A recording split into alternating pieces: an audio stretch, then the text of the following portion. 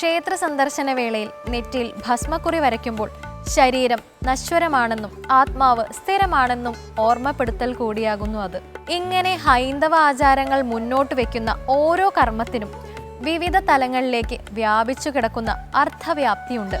ഇനി നാം ക്ഷേത്രനടയിലേക്ക് പോകാം ദീപാരാധന കാഴ്ചയ്ക്കായി.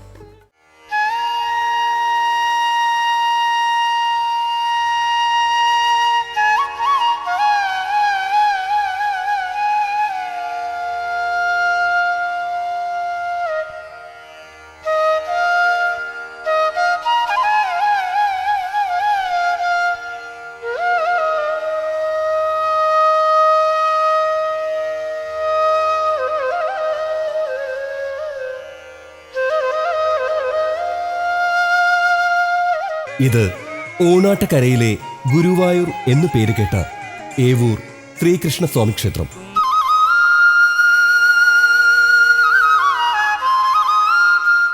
ഏവൂർ ശ്രീകൃഷ്ണസ്വാമി ക്ഷേത്രം ആലപ്പുഴ ജില്ലയിലെ ഹരിപ്പാടിനടുത്ത് ചേപ്പാട് എന്ന സ്ഥലത്ത് സ്ഥിതി ചെയ്യുന്നു.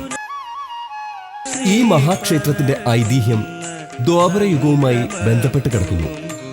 അതുകൊണ്ട് തന്നെ ഏവൂർ ക്ഷേത്രത്തിന്റെ കഥ പറയുമ്പോൾ ഈ ക്ഷേത്രവുമായി ബന്ധപ്പെട്ട് കിടക്കുന്ന തൊട്ടടുത്ത ഗ്രാമങ്ങളുടെ ഭൂപ്രകൃതിയെക്കുറിച്ചും പറയേണ്ടതുണ്ട്.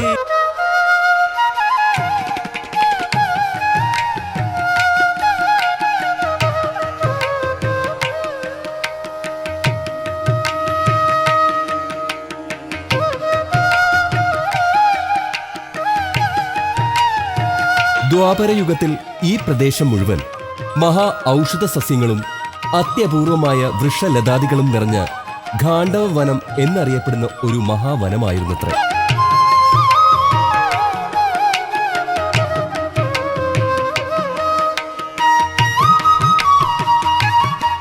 ആ കാലഘട്ടത്തിൽ നടന്ന ഒരു യജ്ഞത്തിന്റെ ഫലമായി അഗ്നിദേവൻ 12 വർഷത്തോളം വെണ്ണ കഴിക്കേണ്ടി വരികയും അതിന്റെ ഭാഗമായി അഗ്നിദേവന് ഉദരരോഗമുണ്ടാവുകയും ചെയ്തു. ഇതറിയുന്ന ബ്രഹ്മാവ് അഗ്നിദേവനെ ഉപദേശിക്കുന്നു.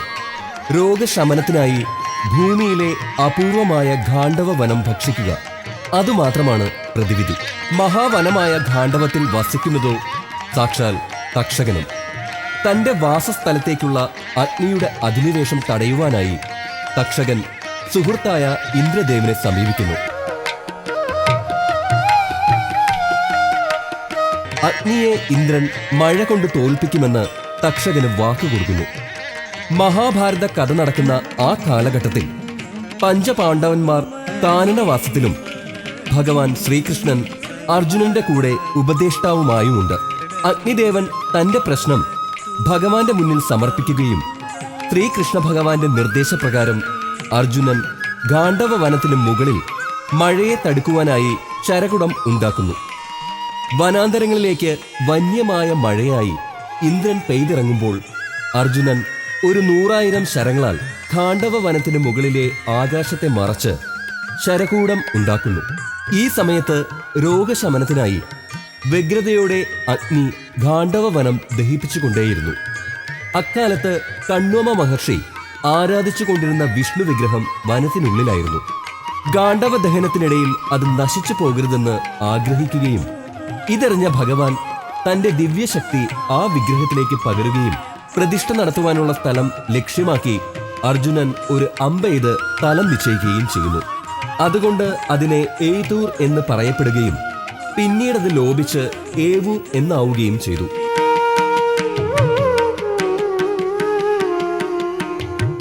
അതുകൊണ്ട് തന്നെ ഏവൂർ ക്ഷേത്രത്തിന്റെ ചരിത്ര പ്രാധാന്യമറിഞ്ഞ് ഏവൂരിലേക്കെത്തുന്ന ഭക്തരുടെ മാനസങ്ങളിൽ ദ്വാപരയുഗവും ഗാണ്ഡവ വനവുമൊക്കെ ഒന്ന് മിന്നിമറിഞ്ഞു പോകും. കഥയിലെ ഗാണ്ഡവ ദഹനത്തിന്റെ ചരിത്ര സാക്ഷ്യങ്ങളാണ് ഏവൂരിന്റെ ചുറ്റുമുള്ള ഗ്രാമങ്ങളിൽ ഇന്നും അവശേഷിക്കുന്ന തിരുശേഷിപ്പുകൾ. മഹാവനം കത്തി അമർന്നപ്പോൾ കാലാന്തരങ്ങളിലൂടെ അത് മനുഷ്യന്റെ വാസസ്ഥലങ്ങളായി രൂപാന്തരപ്പെട്ടു.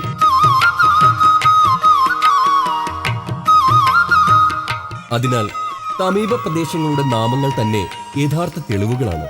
കത്തിയ ഊര് പിന്നീട് പത്തിയൂർ ആവുകയും കണ്വ മഹർഷിയുടെ ആവാസ സ്ഥലം കണ്ണമംഗലമായും കത്തുന്ന വനത്തിൽ നിന്നും പ്രാണരക്ഷാർത്ഥം ഓടിയ ഊരകങ്ങൾക്ക് മണ്ണ് തണുപ്പിച്ച് മണ്ണാറിയ പ്രദേശമാണ് ഇന്ന് നമ്മുടെ മുന്നിൽ മഹാസത്യമായി നിൽക്കുന്ന മണ്ണാറശാല.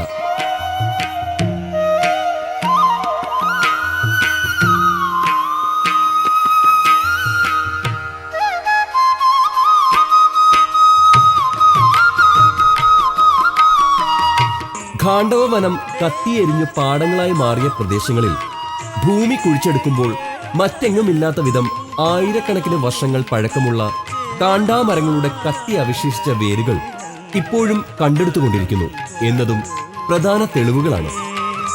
അതുകൊണ്ട് തന്നെ ഏവൂരിന്റെ ചുറ്റുവട്ടമുള്ള ഈ ഗ്രാമപ്രദേശങ്ങളുടെ ആകാശങ്ങളിൽ എവിടെയോ ദ്വാപര യുഗസ്മൃതികൾ ഉറങ്ങിക്കിടക്കുന്നു.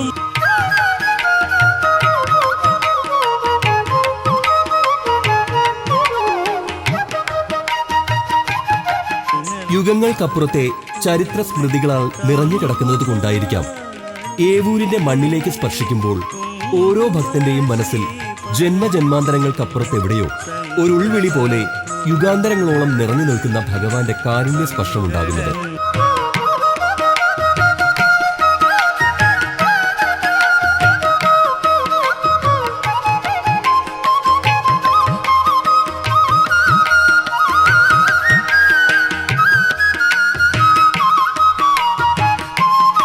ശ്രീഭൂതനാഥനാണ് ഏവൂരിലെ പ്രധാന ഉപദൈവം. കിരാതഭാവത്തിൽ നിറഞ്ഞു നിൽക്കുന്ന പ്രപഞ്ചനാഥനൊപ്പം പാർവതീദേവിയുമുണ്ട്. ഈ ഉപദൈവങ്ങളെ വണങ്ങി ഓരോ ഭക്തനും ക്ഷേത്രത്തിനുള്ളിലേക്ക് പ്രവേശിക്കുമ്പോൾ പഞ്ചഭൂതങ്ങളാൽ നിറഞ്ഞ സ്വന്തം ശരീരം തിരിച്ചറിഞ്ഞ ഭക്തർ ശ്രീകോവിലിനുള്ളിലെ ഭഗവാന്റെ പ്രയോഗചക്ര പ്രതിഷ്ഠയിലേക്ക് നോക്കി കണ്ണുകളടയ്ക്കുമ്പോൾ സ്വന്തം ആത്മാവിനെയാണ് തിരിച്ചറിയുന്നത്. ആ തിരിച്ചറിവിലൂടെ പരമമായ മോക്ഷത്തിനു വേണ്ടിയുള്ള ആത്മാവിന്റെ തുടുപ്പുകളാൽ, ഭഗവാനോടുള്ള അചഞ്ചലമായ വിശ്വാസത്താൽ നാം സ്വയം മറന്നുപോകുന്നു.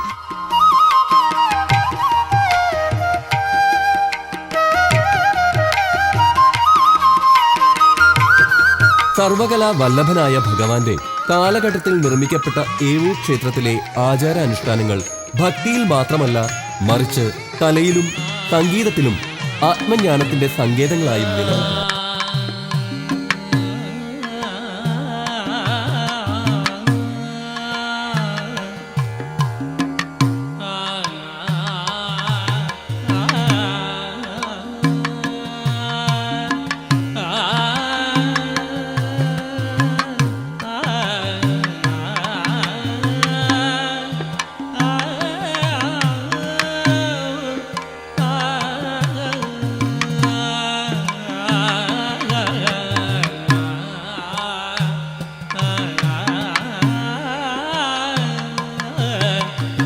കർക്കിടക സംക്രമത്തിലെ വള്ളംകളി ഏവൂർ ക്ഷേത്രത്തിന്റെ ആചാര അനുഷ്ഠാനങ്ങളിൽ വളരെ വ്യത്യസ്തമായ ഒരു കാഴ്ചയാണ്.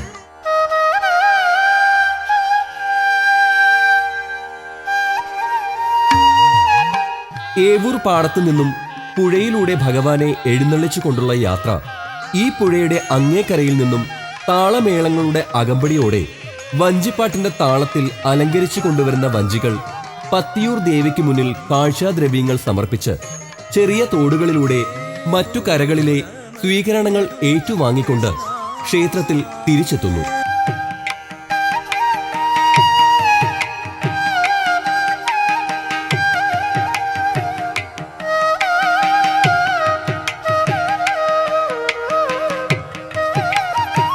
കർക്കിടക മഴയിൽ പാടങ്ങൾ ഒലിച്ചു പോകാതെ വരാൻ പോകുന്ന കൊയ്ത്തുത്സവങ്ങൾക്കും പൊന്നിൻ ചിങ്ങ പുലരികൾക്കും ഭഗവാന്റെ കാരുണ്യ പ്രവാഹത്തിൽ ഏവൂരിന്റെ മണ്ണ് ഇങ്ങനെ എത്രയോ ഋതുസംക്രമണങ്ങളിൽ വഞ്ചിപ്പാട്ടിന്റെ ഈണങ്ങളിൽ നിറഞ്ഞു നിന്നിട്ടുണ്ടാവാം.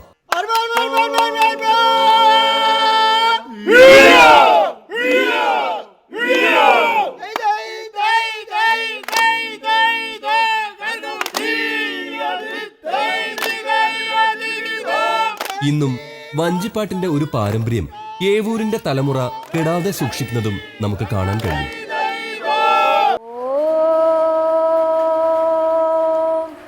പാർത്ഥായ പ്രതിബോധിതാം ഭഗവതാ നാരായണേന സ്വയം വ്യാസേന ഗ്രഥിതാം പുരാണമുനിനാം മധ്യേ മഹാഭാരതം അദ്വൈതാമൃതവർഷ മാറുന്ന കാലഘട്ടത്തിലും പൈതൃകങ്ങൾ ഒന്നും നഷ്ടപ്പെടാതിരിക്കുവാൻ ഭഗവാന്റെ അവതാര കഥകളും ലോകത്തിന് മാതൃകയായി നിലനിൽക്കുന്ന ഭഗവത്ഗീതയുമൊക്കെ യുവതലമുറയിലും ആത്മീയ ജ്ഞാനമുണ്ടാക്കുവാൻ വേണ്ടി ക്ഷേത്ര ഭാരവാഹികൾ നാരായണീയവും ഗീതാ ക്ലാസുകളും ഇന്നും തുടർന്നുകൊണ്ടേയിരിക്കുന്നു. 100-ൽ പരം വർഷങ്ങളായി ശ്രീ മഹാഭാഗവത സപ്താഹ യജ്ഞവും നടത്തിവരുന്നു. യേന ത്വയാ ഭാരത തൈലപൂർണ പ്രജ്വാലിതോ ജ്ഞാനമയ പ്രദീപാം. ക്ഷേത്രത്തിന്റെ ബലിക്കൽ പുരയിൽ രാമായണ കഥയും കിരാതൻ കഥയും നമസ്കാര മണ്ഡപത്തിൽ ഭാഗവത കഥയും ദാരുശില്പരൂപത്തിൽ ആലേഖനം ചെയ്യപ്പെട്ടിരിക്കുന്നു.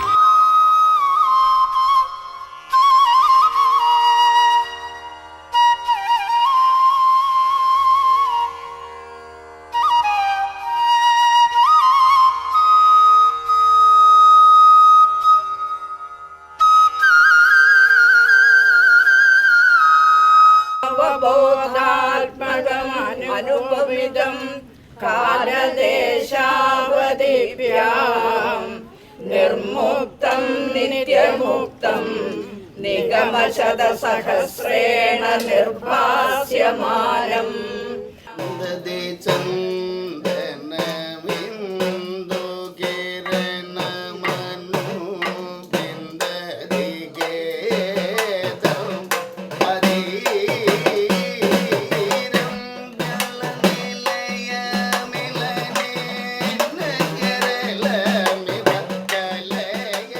പറഞ്ഞാലും പറഞ്ഞാലും തീരാത്ത കഥകൾ കൊണ്ട് ഏവൂർ നിവാസികൾ നമ്മളെ യുഗങ്ങൾക്കപ്പുറത്തേക്ക് യാത്ര ചെയ്യിക്കുമ്പോൾ ഒടുവിൽ തിരിച്ചു വരാൻ കഴിയാത്ത വിധം നമ്മളൊരു വൃന്ദാവനത്തിലകപ്പെട്ട് ഭഗവാന്റെ മുരളീനാദത്തിൽ അലിഞ്ഞു ചേർന്ന് ദ്വാപര നിലാവിൽ പരമാനന്ദത്തിൽ ലയിക്കുമ്പോൾ ഈ ജന്മത്തിലെ കർമ്മങ്ങളിലേക്ക് കലികാലം നമ്മളെ മുട്ടിവിളിക്കുന്നു.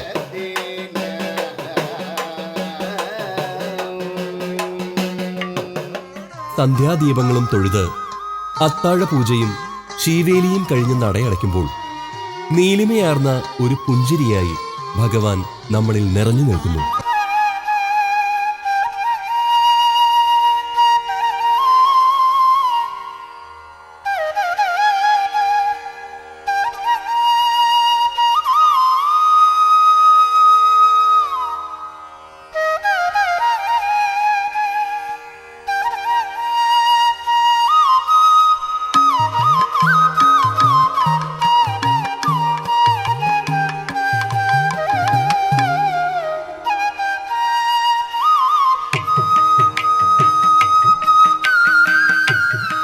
തിരികെ നടക്കുമ്പോൾ ഏവൂരിലേക്ക് വീണ്ടും വീണ്ടും മടങ്ങിയെത്തുവാൻ, ഭഗവാന്റെ ദർശന പുണ്യത്തിൽ അലിഞ്ഞു ചേരുവാൻ ആത്മാവ് കൊതിച്ചുകൊണ്ടേയിരിക്കും.